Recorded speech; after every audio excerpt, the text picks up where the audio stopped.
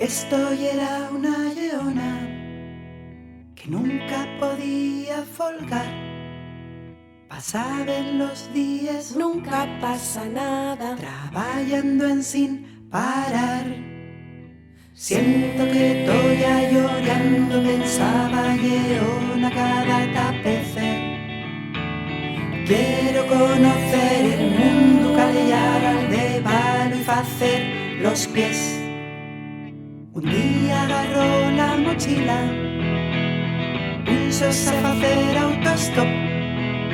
Paró el autobús del Athletic.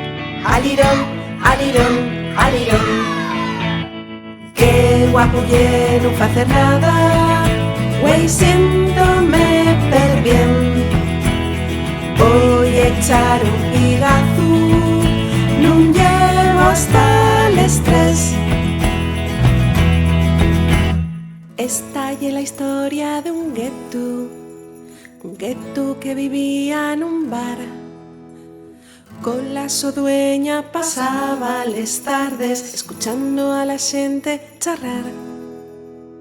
Esa gente no se calla y bebe las gallas haciendo hermana. Y encima traen los fríos, no vengas polilla, ya no aguanto más.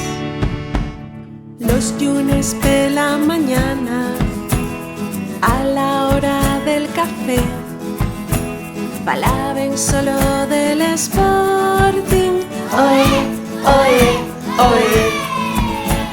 Jugamos contra el Athletic, aquí en el Molinón. Voy a llegarme hasta el campo, menudo restallón.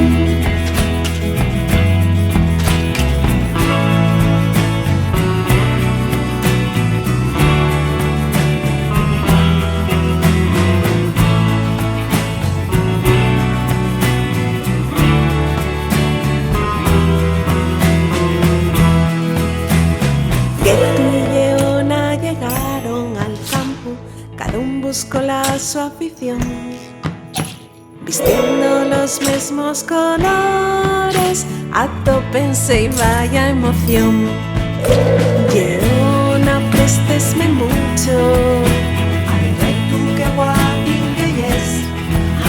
cambiamos las camisetas y a ver lo que viene después.